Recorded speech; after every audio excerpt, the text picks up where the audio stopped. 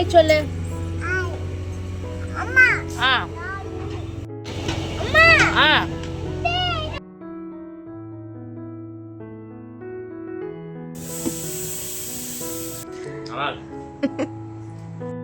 எல்லாரும் எப்படி இருக்கீங்க? நாங்கள் ரொம்ப நல்லா இருக்கோம். சாரி ஃப்ரெண்ட்ஸ், நம்ம சேனலில் ரொம்ப நாளாக வீடியோ போட முடியல. டியூ டு சம் பர்சனல் ரீசன்ஸ்னால என்னால் கரெக்டாக கண்டினியூ பண்ண முடியல. ஸோ ரொம்ப ரொம்ப ரொம்ப நாளுக்கு அப்புறமா நான் இப்போ தான் வீடியோ ஸ்டார்ட் பண்ணியிருக்கேன். ஸோ இது வரைக்கும் நீங்கள் கொடுத்த எங்கள் சப்போர்ட்க்கு ரொம்ப தேங்க்ஸ். ஸோ இதுக்கப்புறமும் எங்களுக்கு தொடர்ந்து உங்கள் சப்போர்ட் கொடுங்க. ஸோ புதுசாக பார்க்குற எல்லாரும் நம்ம சேனலை சப்ஸ்கிரைப் பண்ணிவிட்டு நம்மளோட ஜேர்னியில் ஜாயின் பண்ணிக்கோங்க. ரொம்ப நாளுக்கு அப்புறம் இன்றைக்கி தான் நான் வீடியோ ஸ்டார்ட் பண்ணுறேன். ஸோ நம்மளோட ஆரவே பார்த்தீங்கன்னா இப்போ ரொம்ப வளர்ந்துட்டான். என்னை கூப்பிட்டு அவன் பேசுகிற அளவுக்கு வளர்ந்துட்டான். இவன் இதுக்கு முன்னாடி பார்த்தவங்க எல்லாருக்கும் தெரியும், ஆரவ் ரொம்ப சின்ன பையனாக இருந்தால் அப்போது 1 வயசு அப்போ தான் நாங்கள் வீடியோஸ்லாம் போட்டுட்டு இருந்தோம். இப்போ அவரே ரொம்ப பெரிய பையனாக ஆகிட்டாரு. ஸோ இது ஒரு சாட்டர்டே ஒரு ஈவினிங் vlog தான் நான் ஷூட் பண்ணுறேன். அவர் என்ன ஒரு இன்ட்ரெஸ்டிங்காக உட்காந்து பார்த்துட்ருக்காருன்னா, எங்கள் வீட்டு பக்கத்தில் ஒரு கன்ஸ்ட்ரக்ஷன் ஒர்க் நடந்துட்டு இருந்துச்சு. ஸோ அதை தான் அவர் என்னை கூப்பிட்டு காமிச்சு அதை எக்ஸைட் ஆகிட்டு இருந்தார். ஸோ இப்போ ஒரு ஈவினிங் வந்து நான் வெஜிடபிள்ஸ் எதாவது ப்ரிப்ரேஷன்லாம் பண்ணிகிட்ருக்கேன். ஆக்சுவலாக நான் பண்ணல இதை. என் ஹஸ்பண்ட் தான் எனக்கு ஹெல்ப் பண்ணுவார். ஸோ என் ஹஸ்பண்ட் வந்து எனக்கு எல்லாத்துலேயுமே ஹெல்ப் பண்ணுவார். ஸோ நான் குக்கிங் பண்ணால் அவரோட இந்த வெஜிடபிள் கட்டிங்ஸ் எல்லாத்தையுமே அவர் டேக் கேர் பண்ணுவார். ஸோ இன்றைக்கி சாட்டர்டேனால ஸோ கொஞ்சம் டைம் இருக்குது. மற்ற நாள் வந்து நான் ஆஃபீஸ் போயிட்டுருக்கறதுனால என்னால் ஒரு சப்பாத்தி அந்த மாதிரி எதுவும் அவ்வளோ ஒரு எஃபர்ட் எடுத்து பண்ணுறதுக்கு டைம் இருக்காது. ஸோ சாட்டர்டே சண்டே என் ஹஸ்பண்ட்காக நான் ஸ்பெஷலாக அவருக்கு பிடிச்சதெல்லாம் பண்ணி தருவேன். ஸோ இன்றைக்கி சப்பாத்தி தான் அவர் கேட்டிருந்தார். ஸோ சப்பாத்தியும் ஒரு சிம்பிளான ஒரு வெஜ் கிரேவி இல்லை குருமா எப்படி வேணால் சொல்லலாம். ஸோ அதுதான் பண்ண போகிறேன். ஸோ நான் எப்போவுமே சப்பாத்தி பிசையும் போது இந்த பால் ஊற்றி தான் பிசைவேன். ஸோ ரொம்பவே சாஃப்டாக வரும். நீங்கள் வந்து அந்த பால் வந்து சூடாக இருந்தாலும் ஓகே, சில்லுன்னு இருந்தாலும் ஓகே. அட்லீஸ்ட் அது நம்ம காய்ச்சிட்டு அது ஆறின பாலாக இருந்தாலும் ஓகே. நான் இப்போ ஃப்ரிட்ஜ்லேருந்து எடுத்து அந்த பால் தான் நான் இப்போ யூஸ் பண்ணேன். ஸோ ரொம்பவே சாஃப்டாக வரும். நீங்கள் கண்டிப்பாக ட்ரை பண்ணி பாருங்கள். இது வரைக்கும் ட்ரை பண்ணாதவங்க கண்டிப்பாக இதை ட்ரை பண்ணி பாருங்கள். ரொம்பவே அந்த டோ வந்து ரொம்ப சாஃப்டாக வரும். நம்ம பெருசாக ஒரு எஃபர்ட் போடவே தேவையில்லை. லைட்டாக நம்ம ஆயில் போட்டு ஒரு 20 மினிட்ஸ் நம்ம அதை ரெஸ்ட் பண்ணிவிட்டு நம்ம அதை தேய்ச்சாவே நம்மளுக்கு அவ்வளோ சாஃப்டாக வரும். நானுமே இதுக்கு முன்னாடி இப்போ நிறைய டைம் ட்ரை பண்ணியிருக்கேன். எனக்கு அப்போலாம் ஹார்டாக வந்துச்சு. ஆனால் நான் இந்த மெத்தட் யூஸ் பண்ணதுக்கப்புறம் எனக்கு அதுக்கப்புறம் கண்டினியூஸாகவே சாஃப்டாக தான் வரும். ஸோ நான் நல்லா மாவு பிசைஞ்சு கொஞ்சம் நேரம் ஊற வச்சுட்டு அதை நல்லா சின்னதாக ஒரு பால்ஸ் மாதிரி எடுத்து ரெடி பண்ணிக்கிறேன். எனக்கு எந்த சைஸ் வேணுமோ நான் அந்த சைஸ்க்கு நான் அதை இது பண்ணி உருட்டி வச்சுருக்கிறேன். ஸோ அப்போ வந்து நம்மளுக்கு செய்யும் போது ரொம்ப ஈஸியாக இருக்கும். இந்த மாதிரி நம்ம முன்னாடியே மொத்தமாக அப்பப்போ எடுக்கிறதுக்கு ஃபுல்லாகவே எடுத்து வச்சுட்டு பண்ணுறதே ரொம்ப நல்லாயிருக்கும்.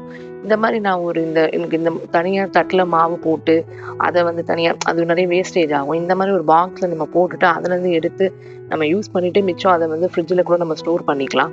பூச்சியும் வராது. நம்ம அடுத்தடுத்த டைம் நம்ம யூஸ் பண்ணுறதுக்கும் இந்த ஒரு டெக்னிக் நல்லா ஈஸியாக தான் இருந்துச்சு.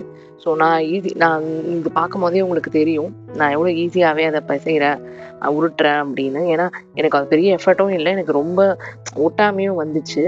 ஸோ அதனாலே எனக்கு சப்பாத்தி வந்து தேய்க்கிறதுல சில டைம் வந்து ரொம்ப ஒட்டிக்கும். நம்ம அந்த தண்ணியோட அளவு அதையுமே நம்ம பார்த்துக்கணும். இல்லைன்னா நம்ம அந்த கட்டையிலேயே ஒட்டிக்கிட்டு நம்மளுக்கு கஷ்டமாக இருக்கும். ஆனால் இந்த டைம் எனக்கு ரொம்ப ஈஸியாக வந்துச்சு. இது எங்கள் 2 பேருக்குனால தான் நான் ரொம்ப கம்மியாக தான் பண்ணேன். டோட்டலாகவே ஒரு 6 to 7 அந்த சப்பாத்தி அந்த அளவுக்கு தான் நான் பண்ணனே.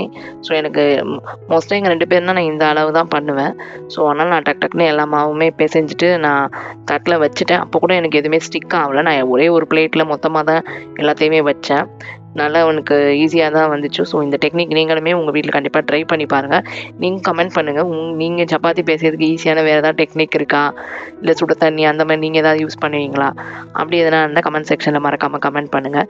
ஸோ நான் எல்லாமே பிசைஞ்சிட்டு ரொம்ப சப்பாத்திக்கு போடுற அந்த கல் வந்து ரொம்ப சூடானவுன்னு நான் டைரெக்டாக போட ஆரம்பிச்சிட்டேன். நல்ல ஒரு ஹீட் ஆனதுக்கப்புறம் தான் நம்ம போடணும். அப்போ தான் அது நம்மளுக்கு நல்லா ஒட்டாமல் நல்லா வரும். ஸோ இது சப்பாத்தி நீங்கள் பார்த்தாவே தெரியும். நான் இப்போ போடும்போது அது ரொம்பவே சாஃப்டாக இருந்ததுனால எனக்கு நல்ல ஒரு லேயரே வந்துச்சு. ஒரு நார்மலாக நான் அதில் ரொம்ப ஆயில் கூட நான் போட்டு நான் எப்போவுமே சுட மாட்டேன். ஆயில் இல்லாமல் தான் நான் டைரெக்டான பேனில் அப்படியே ஹீட் ஆனோன்னே நான் அதை அப்படியே போட்டுட்டு தான் நான் எப்போவுமே சப்பாத்தி போடுவேன். ஆயிலே நான் ஊற்ற மாட்டேன். ஸோ எனக்கு வந்து நார்மலாக இந்த மாதிரி யூஸ் பண்ணும் போதே எனக்கு அப்படியே சப்பாத்தியில் வந்து டபுள் லேயர் எப்போவுமே வரும். இந்த சப்பாத்தியில் கூட நீங்கள் பார்த்தாவே தெரியும் உங்களுக்கு அப்படியே அந்த ஒரு பபிள்ஸ்லாம் வந்து அது பார்க்கறதுக்கே நம்மளுக்கு நல்லாயிருக்கும். ஸோ நீங்களுமே இந்த மாதிரி ட்ரை பண்ணுங்கள். நம்ம இதில் பெருசாக ஆயில் போட்டு தான் நம்ம சுடணும் அந்த மாதிரி ஒன்றும் கிடையாது. நம்ம இந்த பால் ஊற்றுறதுனாலே ரொம்ப சாஃப்டாக வர்றதுனால ஹார்டாகவே இருக்காது. நம்ம ஆயில் இல்லாமே நம்ம சுடலாம். நான் எல்லா சப்பாத்தியுமே ஆயில் இல்லாமல் தான் இப்போ சுட்டேன்.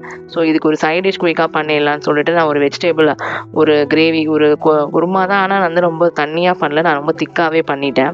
ஸோ ஒரு குக்கர் வச்சுட்டு அதில் வந்து நான் கொஞ்சம் ஆயில் ஊற்றிட்டு அது ஹீட் ஆனோன்னா கொஞ்சம் இந்த ஹோல் ஸ்பைசஸ்லாம் போட்டுட்டேன்.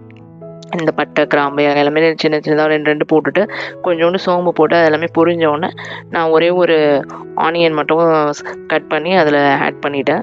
ஸ்லைஸாக நீங்கள் நார்மலாக பிரியாணி அதுமாதிரி கட் பண்ணுற மாதிரி கட் பண்ணி ஆட் பண்ணிவிட்டு, இது வந்து ரொம்ப காரமாக கூட பண்ண வேணாம். இது நார்மல் நமக்கு ஸ்பைசஸ் லெவலில் பண்ணாவே நல்லா தான் இருக்கும். ஸோ நான் ஒரே ஒரு மிளகா மட்டும் நான் முழுசாக போட்டுட்டு தக்காளி போட்டுட்டு எல்லாத்தையுமே நல்லா வதக்கிட்டேன். அதுக்கப்புறம் நான் ஒரு tablespoon ginger garlic paste போட்டு, இதில் வந்து கொஞ்சம் ஜிஞ்சர் கார்லிக் பேஸ்ட் நம்ம அதிகமாகவே கொஞ்சம் போட்டால் நல்லா டேஸ்ட்டாக இருக்கும். நல்லா சாட்டே ஆனோன்னா நல்லா கொஞ்சம் நிறையாவே நான் போட்டிருப்பேன். ஒரு ஸ்பூனுக்கும் மேலே 2 ஸ்பூன் கிட்ட வரா மாதிரி தான் நான் போட்டேன். ஸோ அந்த ஃப்ளேவர் ரொம்பவே நல்லா இருந்துச்சு. இதை நீங்களும் இந்த மாதிரி கொஞ்சம் இந்த மாதிரி குருமா இந்த மாதிரி எப்போவுமே நம்ம செய்யும் இதுவே சிக்கன் குருமா அதுலேயுமே நம்ம இது கொஞ்சம் அதிகமாக போட்டு அந்த பச்சை வாசனை போகிற வரையும் வதக்கிட்டு நம்ம செய்யும் போது ரொம்பவே டேஸ்ட்டாக இருக்கும். இதுக்கு வந்து நம்ம நிறைய வெஜிடபிள்ஸ் போடலாம். என்கிட்ட இன்றைக்கி இந்த 2 தான் இருந்துச்சு. ஸோ அது 2யுமே நான் ஆட் பண்ணிட்டேன். இதில் ஒரு பட்டாணி அதையும் சேர்க்கலாம், உருளைக்கிழங்கு சேர்க்கலாம். உங்கள்கிட்ட என்னெல்லாம் இருக்கோ பீட்ரூட் எது சேர்த்தாலுமே ரொம்ப டேஸ்ட் அதிகமாக வரும். நான் கொஞ்சம் மீல் மேக்கர் என்கிட்ட இருந்துச்சு. ஸோ நான் அதை சுடு தண்ணியில் பாயில் பண்ணிவிட்டு அந்த எக்ஸஸ் வாட்டர்லாம் எடுத்துட்டு நான் இதில் ஆட் பண்ணிக்கிட்டேன். ஸோ நீங்கள் இந்த மாதிரி மீல் மேக்கர் இருந்தாலும் சேர்த்துக்கோங்க. என்கிட்ட இன்றைக்கி புதினா கொத்தமல்லி இல்லை, அதனால தான் நான் அதை சேர்க்க முடியல. ஆக்சுவலாக அதை ஆட் பண்ணாலுமே ரொம்ப வாசனையாக டேஸ்ட்டாக இருக்கும். இப்போ உங்கள் காரத்துக்கு ஏற்ற மாதிரி நீங்கள் ஸ்பைசஸ் போடுங்களா. நான் பேசிக்கானது தான் போட்டேன்.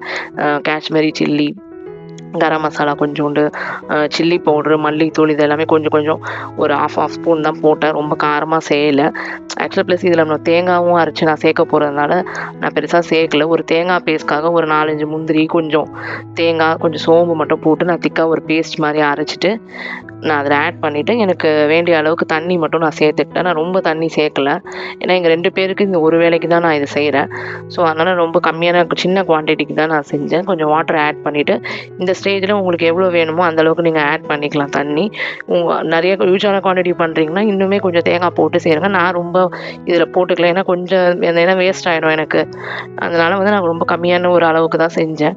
ஸோ இந்த டைம்லேயே நம்ம உப்பு காரம் எல்லாமே செக் பண்ணிவிட்டு அதை நல்லா ஒரு வாட்டி ஒரு கொதி வரும்போது நம்ம விட்டுட்டு க்ளோஸ் பண்ணிக்கலாம். க்ளோஸ் பண்ணிவிட்டு ஒரு 2 விசில் நீங்கள் வச்சாவே அது நம்மளுக்கு சூப்பராக ரெடி ஆகிடும்.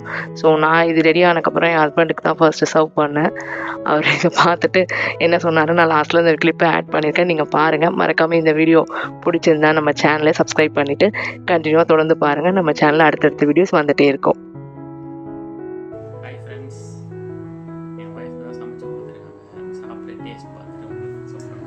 இந்தாங்க சாப்பிடுங்க.